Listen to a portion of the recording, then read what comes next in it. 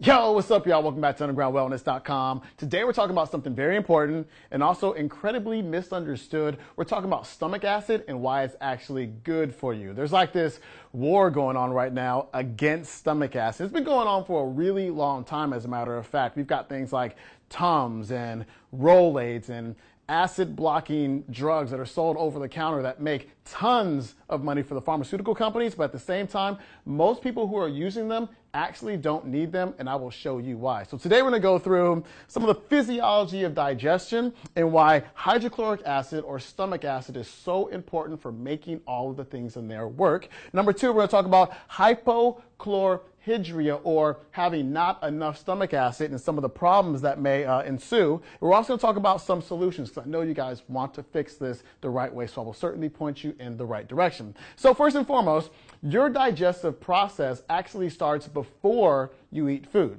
It actually starts when you start thinking about food, when you smell food. Your brain starts sending out signals saying, okay, food is on the way. Let's get this digestive process humming along. Let's increase the secretion of gastric juices, and let's also increase the production of hydrochloric acid or stomach acid. And so it's doing this in anticipation of the meal that you're going to eat. So you eat that meal, and for this example, we'll say there's proteins, there's fats, and there's carbohydrates in that meal. So you eat that meal, you put it in your mouth, you chew it. Chewing is so incredibly important. Your teeth are actually part of your digestive system, responsible for breaking down that food into small little parts so your stomach can better break them down. So that food, when you swallow it, it goes down this tunnel called your esophagus, and that's going to lead to your stomach. Now, as it goes through the esophagus, it's going to bump into something. It's going to bump into this valve, we'll call it, and it's called the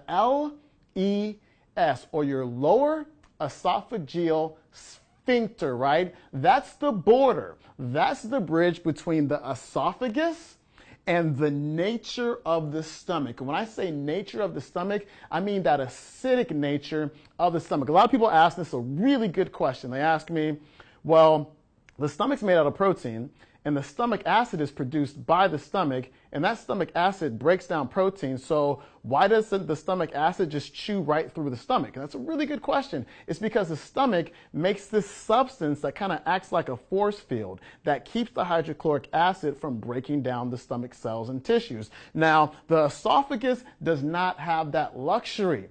It does not have that same protection. So this valve right here is very important because it keeps the acidic food and the acid from going back up to the esophagus, where it can cause damage to the esophageal tissues, and that causes heartburn. Now, one thing you're going to learn in this video is that 90% of the time, heartburn is not caused by too much stomach acid. It's actually caused by too little stomach acid. I'll show you why in just a bit. So food goes into the stomach. It gets, the stomach produces the hydrochloric acid, and it's the production of the hydrochloric acid that's going to stimulate the production of an enzyme called pepsin. Now, pepsin is an enzyme that's important for the breakdown of protein. So the pepsin's working on the protein in your meal, and other stuff's happening to break down some of the fats and break down a little bit of the carbohydrates, on. And 2 hours later, you're left with something that really doesn't look much like food anymore. It's like this nasty looking acidic soup that's called chyme. Okay, so this chyme is sitting here in the stomach, hanging out, being slowly released into the small intestine. You know, the small intestine is really important for the absorption of the nutrients that comes from your food. Really, really important. Now, a couple of things are going to happen in the small intestine that are really important. Actually, there's a whole bunch of things that happen in the small intestine. We're going to talk about two. Number one is the release of bile. Now, your liver is where bile is produced. Gallbladder is where the bile is stored. So when fat comes through, the gallbladder squeezes, bile comes out, and it helps to emulsify the fats. Well, emulsification of fats. What are you talking about, Sean? Well, fats and water don't mix very well. And the small intestine is a very watery place. So that bile is going to come out and take these fat particles and break them down into itty little bitty droplets so you can digest them better. Really important right there. Number two thing that happens that's critically important is the pancreas is going to produce digestive enzymes that help you break down proteins with their proteases, or carbohydrates with amylase, or fat with lipase. And so these two functions here from the liver, gallbladder, as well as the pancreas help to further break down your food into little parts so you can absorb them better and get the nutrition that you need. However, your liver, gallbladder, and your pancreas, they have like an on-off switch, right? So we have to think about what's going to flip that switch. What initiates it? What initiates that flipping is the acidity of the chyme coming out of the stomach and going into the small intestines.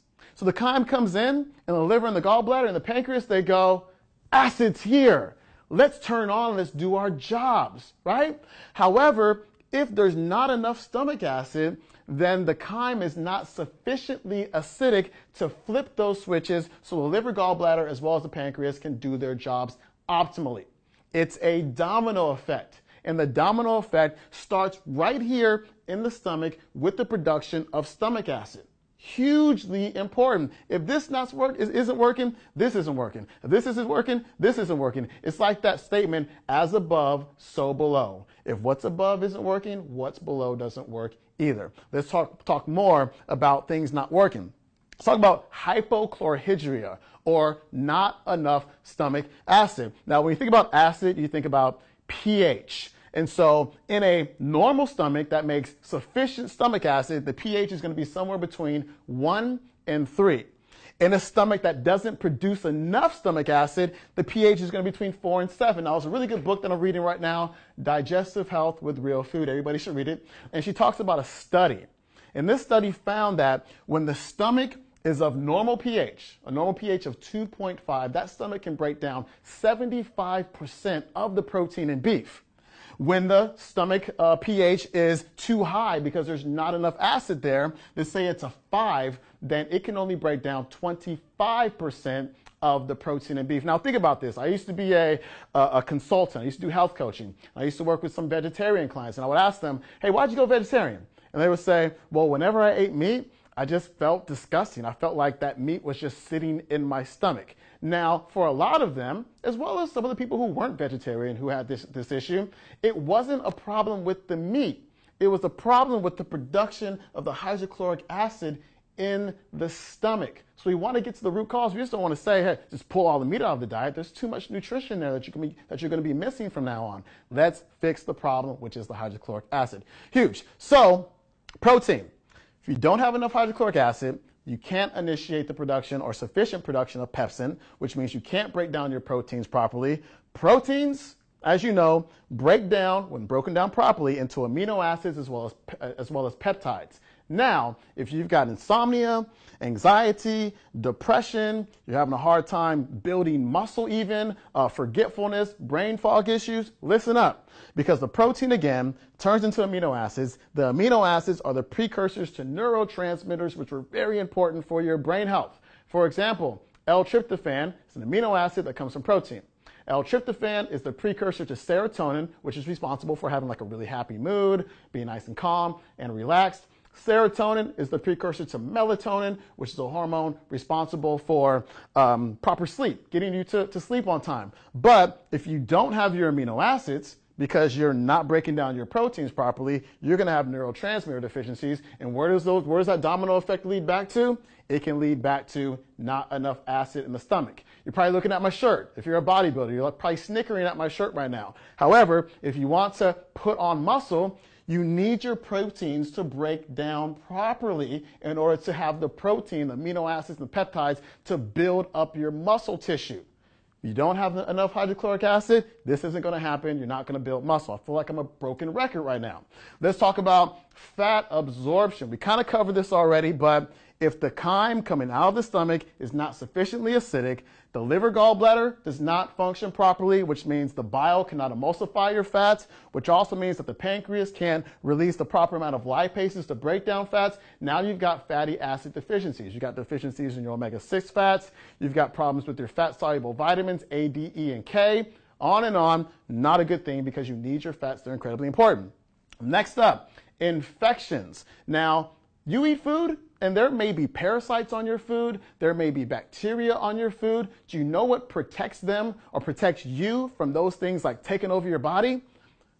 The stomach acid in your stomach. See, when the stomach acid is at the normal pH between 1 and 3, parasites and bacteria, at least most of them, cannot live there for more than 15 minutes. However, if you have not enough stomach acid and your pH is too high, parasites and bacteria are just kind of hanging out. They're just chilling. They're passing through the stomach, getting into the small intestine, and they're just setting up shop.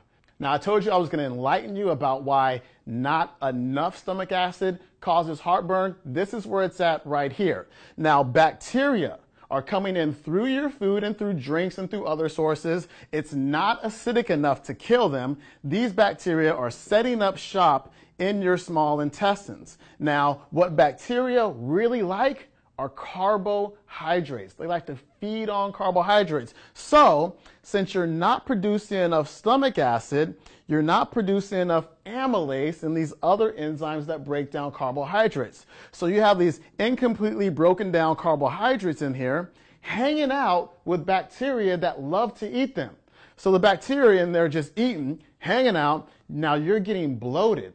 You're getting a lot of what's called intra-abdominal pressure going on, all of this gas going on in here, which is pushing back through the stomach, which is now pushing through this valve and opening up that valve due to the pressure gradient and allowing acid and food contents to come back up into the esophagus, thus causing heartburn and damage to the tissues of the esophagus. Now let's talk about solutions. First and foremost, I'm not suggesting that anybody who is taking a doctor-prescribed acid blocking drug go off that drug today because you watched this video. That's something that you talk to your doctor about, or you talk to a functional medicine doctor about. It did not come from me. I am not suggesting that to you at all. What I can suggest are a few things. Number one, betaine HCl. It's a supplement. You can get it in 1,000 milligram capsules from any local health food store. You take it with meals. It helps to increase your hydrochloric acid levels so you can not only break down your food properly, but also initiate this sequence of events that happens in order to have proper digestion and breakdown of your food. Start with one on day one. So just 1,000 milligram capsule, take it with meals that have protein and fats in them. If you're just eating a carbohydrate only meal, you probably don't need to take this supplement with that particular meal, but start with one, see how you feel. The next day, do 2 with your meals, see how you feel, then do 3 with your meals and see what works best. You'll know when you've taken too much because you'll feel a little bit of heat in your chest. So if you take 5 and you feel heat in your chest, it means that you should back off to 4, and that'll work really well for you. Another one is bitters, and specifically one that you'll find is Swedish bitters. You take that about 15 minutes before your meals. It helps to initiate the proper production of hydrochloric acid in the stomach. A lot of people swear by that. Apple cider vinegar, lemon juice as well as lime juice, 2 tablespoons. Mix in about 6 ounces of water. Drink that about 15 minutes before meals. Again, that's going to initiate hydrochloric acid production. And then lastly, get tested for H. pylori. We've had videos about this and radio shows about it in the past. H. pylori is a bacterial infection that 50% of the world's population has. And what H. pylori actually does is it attacks the cells in the stomach that produce stomach acid. So if those cells are being attacked by the H. pylori, then of course you're going to have low stomach acid levels. And H. pylori can be some very serious stuff. You can get stomach cancer because of H. pylori. And so be on the lookout for that. Get tested. Again, get with your medical doctor, get with a functional medicine practitioner, a functional diagnostic nutrition practitioner, somebody who knows what they're doing in order to help you figure this out. Because again, it's that first domino that can cause all kind of not so good stuff, from depression to anxiety to heartburn to bacterial overgrowth to parasitic infections to fat deficiencies to protein deficiencies to the inability to put on muscle, the inability to go to sleep, on and on and on and on. Stomach acid is not something to be at war with. It is your friend, as you learned in this video. So pass this information along to your friends. Tell them to go to undergroundwellness.com and read my blogs and check out the podcast as well. You can pick up the first chapter of my ebook, The Dark Side of Fat Loss, at freedarksidechapter.com, and go out and get this book, Digestive Health with Real Food, by my friend Aglay Jacob. I'm out of here. Peace.